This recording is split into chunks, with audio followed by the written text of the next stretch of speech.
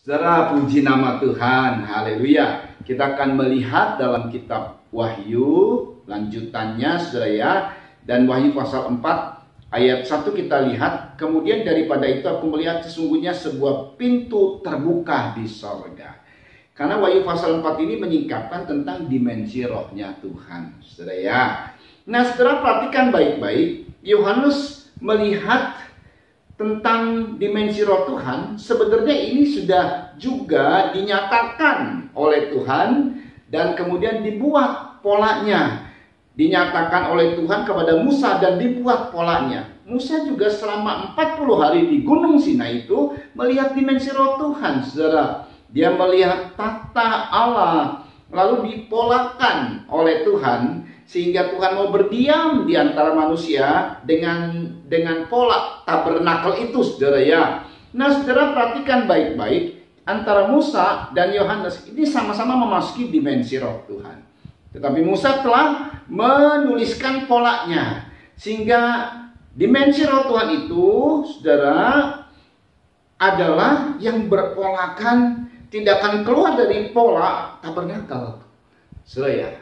Sebab dimensi roh itu sangat luas, saudara. Dan yang banyak ada di dimensi roh adalah iblis. Supaya kita tidak tersesat, supaya kita tidak terjebak dalam dimensi roh iblis. Karena iblis menyerupai malaikat terang. Makanya kita perlu memahami tentang tabernakel Musa, saudara. Itu sebabnya salah satu contoh yang sudah diterangkan, saudara, bahwa menyembah dalam roh dan kebenaran. Karena Allah adalah roh, saudara ya. Itu sebabnya untuk berkomunikasi dengan Dia lewat penyembahan dan doa, maka kita harus mengikuti polanya Tuhan. Menyembah dalam roh dan kebenaran. Menyembah itu adanya di meja mesbah dupa emas, saudara ya. Dalam roh itu adalah pelita emas, dan kebenaran itu adalah meja roti sajian. Ini pola yang benar, pola yang alkitabiah, pola yang dari Tuhan.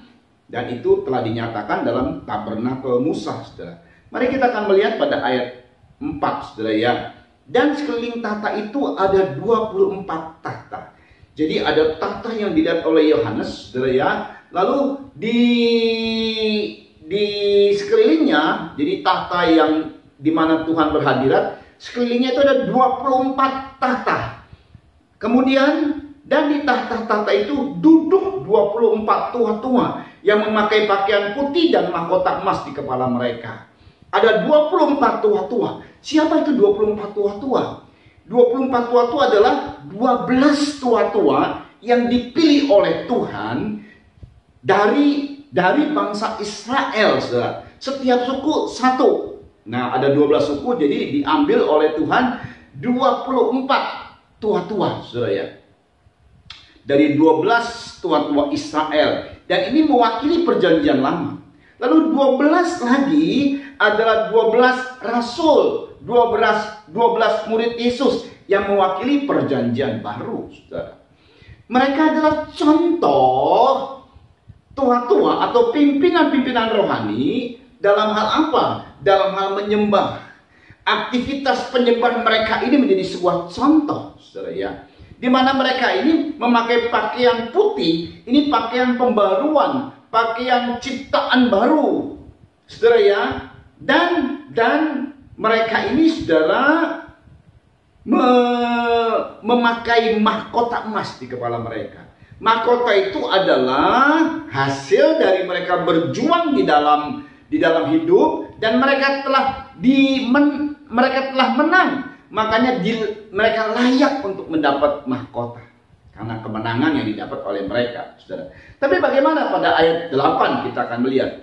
Dan keempat makhluk itu masing-masing bersayap 6 sekelilingnya, dan di sebelah dalamnya penuh dengan mata, dan dengan tidak berhenti-hentinya mereka berseru siang dan malam. Ini dia maksudnya. Pada saat adanya penyembahan, kudus, kudus, kuduslah Tuhan Allah yang maha kuasa yang sudah ada dan yang akan datang. Dan setiap kali makhluk-makhluk itu mempersembahkan puji-pujian dan hormat dan ucapan syukur kepada Dia yang duduk di atas tahta itu dan yang hidup sampai selama-lamanya. Perhatikan ayat 10. Maka tersungkurlah ke-24 tua-tua itu di hadapan Dia. Ini penyembahan yang dilakukan oleh pimpinan-pimpinan kita di sorga, saudara. Perhatikan, dan mereka menyembah Dia yang hidup sampai selama-lamanya. Bagaimana cara mereka menyembah? Dan mereka melemparkan mahkotanya di hadapan tahta itu sambil berkata, "Ya Tuhan dan Allah kami, Engkau layak menerima puji-pujian dan hormat dan kuasa, sebab Engkau telah menciptakan segala sesuatu, dan oleh karena kehendak-Mu semuanya itu ada dan diciptakan." Ini satu penyembahan yang luar biasa dari pimpinan-pimpinan kita, saudara. Satu puskoneo yang dikerjakan oleh pimpinan-pimpinan kita. Dan penyembahannya adalah waktu mereka tersungkur, mereka melemparkan mahkotanya. Padahal mereka itu layak untuk mendapat mahkota oleh karena perjuangan mereka, dan mereka berhasil. Ini adalah sebuah kebanggaan dalam hidup mereka, berhasil dalam pelayanan, berhasil dalam hidup mereka, berhasil dalam memegang firman. Tetapi tak kala mereka menyembah Tuhan, maka mereka melemparkan mahkotanya, saudara ya.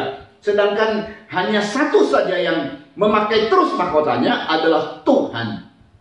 Ini hebatnya satu penyembahan. Jadi mereka keberhasilan yang merupakan sebuah kebanggaan, mereka lempar. Sehingga mereka dalam sujud menyembah itu tidak dengan mahkota, saudara.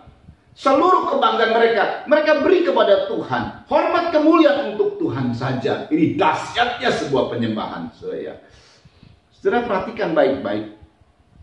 Jadi penyembahan yang dilakukan oleh mereka itu, mereka benar-benar tanpa kebanggaan, tanpa rasa bangga, tanpa keakuan dan lain sebagainya. Semuanya diperuntukkan buat Tuhan. Ya, saudara. Ini sebagai contoh teladan. Kalau kita di dunia ini menyembah Tuhan, saudara, persoalannya sekalipun kita memuji seperti yang mereka pujikan, "Ya Tuhan dan Allah kami, Engkau layak menerima puji-pujian." Tapi hati kita kemudian ada kebanggaan, "Aku berhasil." Apalagi kalau kita punya suara yang indah didengar, saudara ya, saat kita memimpin pujian sebagai worship leader kah, suaranya bagus sekali, saudara ya. Nyanyian dari mulutnya sih menyatakan tentang kemuliaan Tuhan. Tapi hati kita kemudian muncul sebuah kebanggaan. Itu bukan penyembahan yang murni, saudara. Penyembahan itu betul-betul tidak ada rasa kebanggaan. Suara yang bagus, lagu yang diciptakan yang indah, nggak ada kebanggaan dalam dirinya. Itulah penyembahan yang murni. Karena ini di hadirat Tuhan, saudara. Kalau di hadirat Tuhan, maka Tuhan tidak melihat yang kelihatannya angkat tangan atau wajahnya kelihatannya seperti menyembah dan sungguh-sungguh. Tapi Tuhan lihat hati, saudara ya. Sehingga banyak sekali penyembahan-penyembahan yang gagal oleh karena hatinya yang mulai rasa ada kebanggaan, saudara ya. Tapi luar biasanya kita ada teladan tua-tua, saudara ya.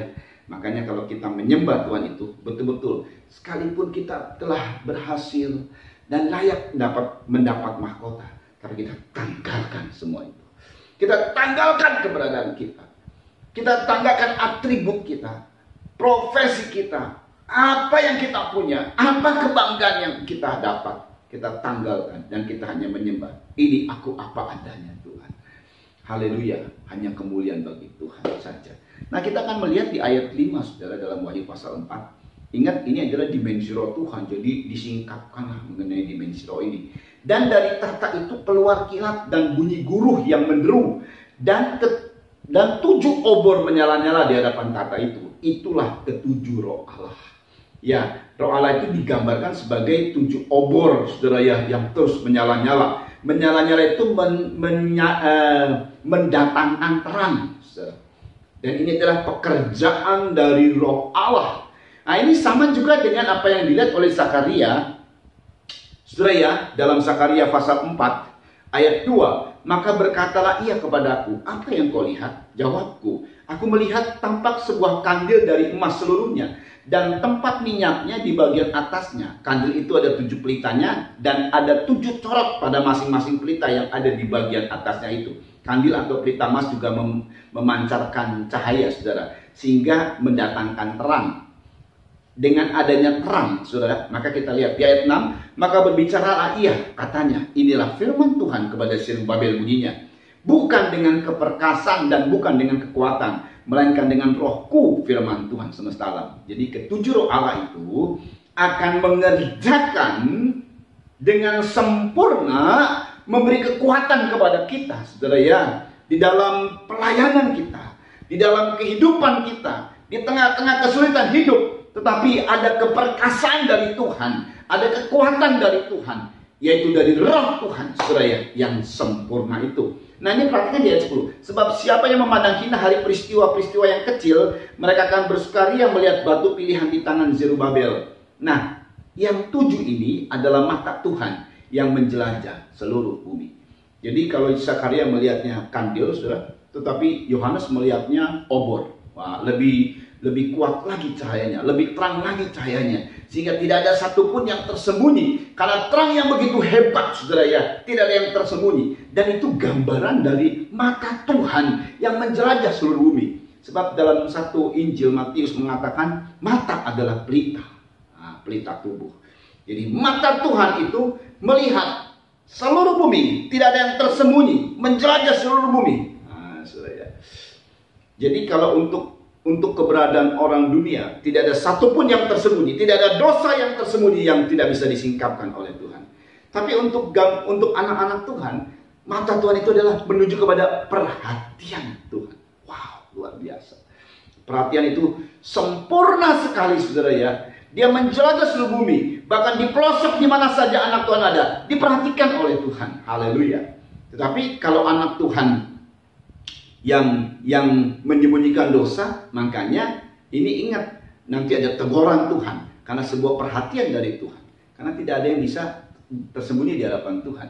Jangan kita melakukan perbuatan-perbuatan yang Tuhan tidak suka, saudara.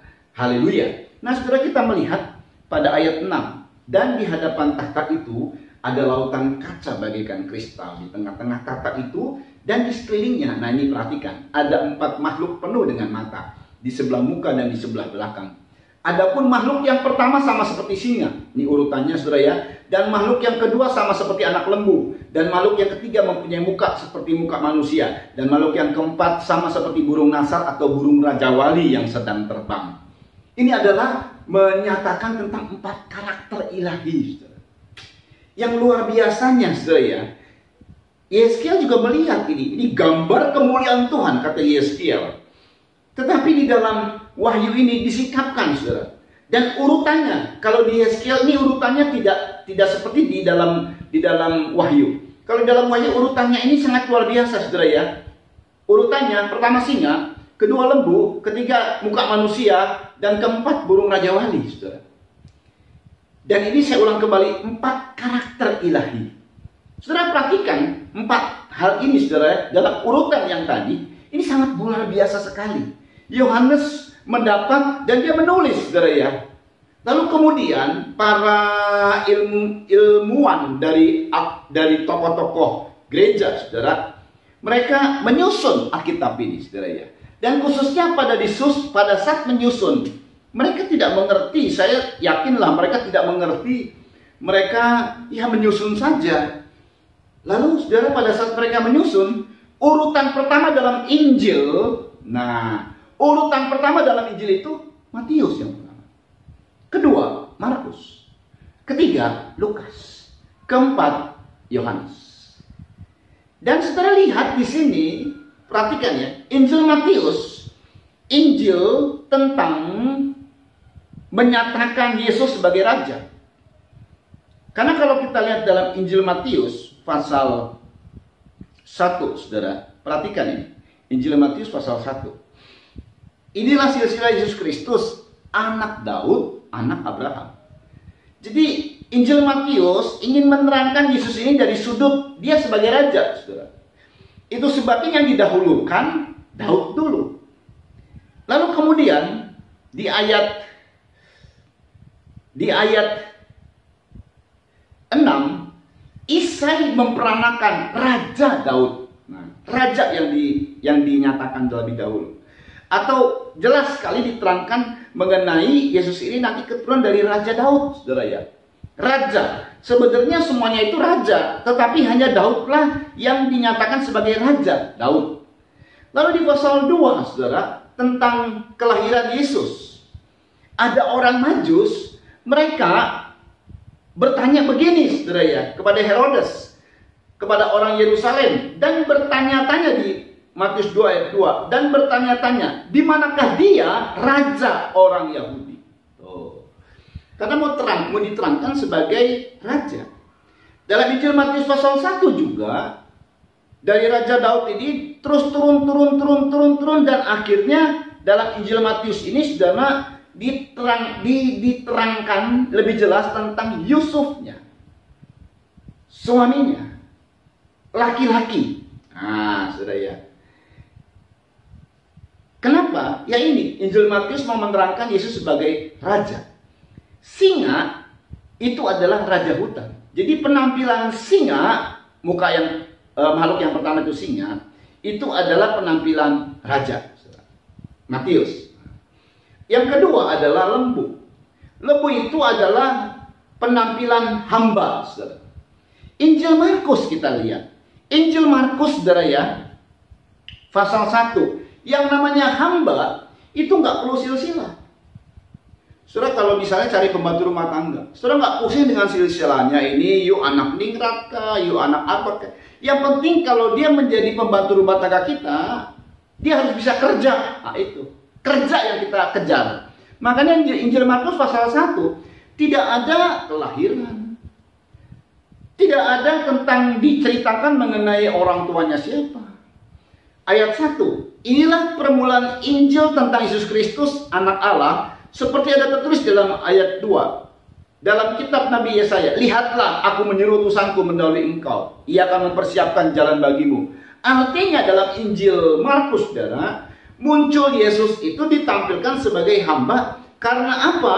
Karena kerja langsung, nggak dikasih tahu tentang lahirnya di mana dan lain sebagainya. Langsung pada posisi Yesus, pada posisi Yohanes Pembaptis muncul, kemudian Yesus muncul, dibaptis dan kerja.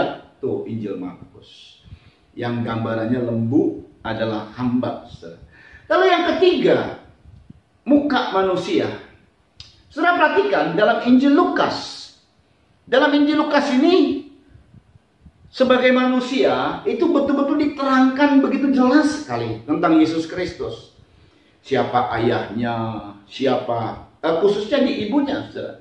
Bagaimana cara Yesus akan lahir dari rahim seorang perawan. Nah, ini begitu jelas sekali, saudara, diterangkan dari Maria. Karena saudara, yang melahirkan itu adalah perempuan, Maria. Nah, saudara, jelas sekali sampai kepada unsur kemanusiawian yang hanya ditulis dalam Injil Lukas. Sampai kepada mendekati kematian Yesus, itu jelas sekali bagaimana perasaan manusiawinya yang takut, saudara. Itu sebabnya yang ketiga ini, muka manusia, itu terkena kepada Injil Lukas. Dan kemudian makhluk yang terlihat seperti burung Raja Wali. Nah, burung Raja Wali itu gambar dari pekerjaan Roh Kudus, atau adalah pribadi Allah sendiri, saudara ya. Makanya dalam Injil Yohanes pasal 1 ayat 1, karena mau diterangkan bahwa Yesus ini ditampilkan sebagai anak Allah, pada mulanya adalah firman, nggak ada kelahiran. Nggak lahir dari mana, siapa ibunya, siapa ayahnya, pada mulanya adalah firman. Firman itu bersama-sama dengan Allah, dan firman itu adalah Allah. Ayat 14, firman itu telah menjadi manusia dan diam di antara kita. Dan kita telah melihat kemuliaannya, yaitu kemuliaan yang diberikan kepadanya sebagai anak tunggal Bapa, penuh kasih karunia dan kebenaran. Jadi saudara lihat ya, luar biasa sekali. Yohanes hanya menulis, pertama makhluk singa, kedua lembu, ketiga muka manusia, dan keempat burung Raja Wali. Kemudian yang menulis, orang-orang tokoh-tokoh gereja yang menulis lalu dibukukan. Urutan pertama adalah Injil Matius dalam Perjanjian Baru. Itu adalah muka singa, makhluk singa. Urutan kedua adalah urutan kedua adalah Markus, ini adalah lembu, hamba, saudara. Urutan ketiga adalah Injil Lukas, yang unsur manusiawinya jelas dinyatakan di situ. Ini juga ini kaitan dengan muka manusia, urutan yang ketiga. Dan yang keempat adalah anak Allah.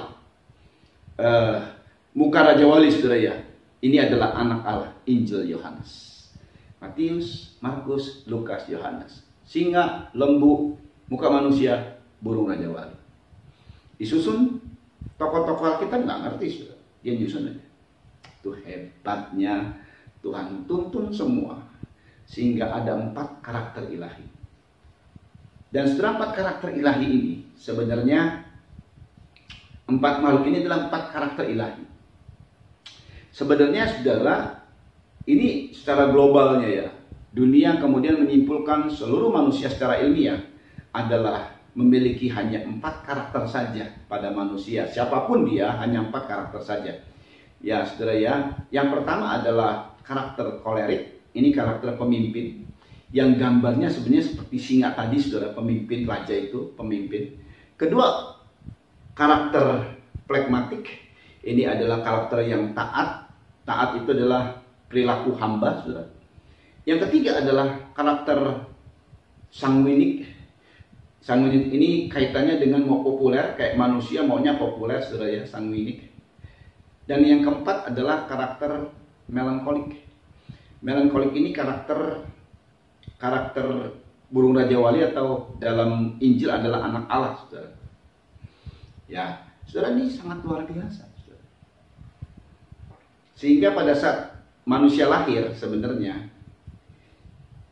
maka dia cuma punya karakter 2 saja, yang menonjol dan kurang menonjol. Ada yang satu, misalnya melankolik saja. Orangnya tipenya menyendiri selalu, cuman dia pemikir, saudara ya. Ada yang karakter kolek saja, kerja keras, tapi ada gabungan pasti cuma hanya 2 saja. Sedangkan sebenarnya, saudara ya, pada saat manusia belum jatuh dalam dosa, belum kehilangan kemuliaan Allah, belum kehilangan karakter Allah, seperti Yesus ditampilkan, ada 4 karakter ilahi dalam pribadi Yesus. Saudara, kalau misalnya kita membaca Injil, kadang-kadang satu dengan yang lain itu kok ceritanya berbeda ya. Sebenarnya jangan membaca secara harafiah, tapi bacanya begini, saudara. Saya memiliki Alkitab, saudara ya. Maka Alkitab ini, saudara, dilihat dari 4 sudut. Dari sudut sini, dari sudut sini, dari sudut depan, dan dari sudut saya, belakang dari Alkitab ini. Maka orang akan bercerita yang berbeda karena sesuai dengan sudut pandang dia, saudara. Tapi yang dibahas itu siapa? Ya Alkitab ini. Cuma satu-satunya Alkitab ini. Sama juga pribadi Yesus itu dibahas oleh Matius karena dia melihatnya dari sudut raja. Injil Markus melihat Yesus dari sudut hamba. Injil Lukas melihat sudut dari sudut manusia. Injil Yohanes melihat sudut Yesus dari sudut anak Allah. Makanya cerita berbeda-beda bukan karena beda ceritanya, jangan secara harafiah makanya, tetapi lihatnya dari sudut pandangnya. Itulah kekayaan firman Tuhan, dahsyat dan luar biasa sekali.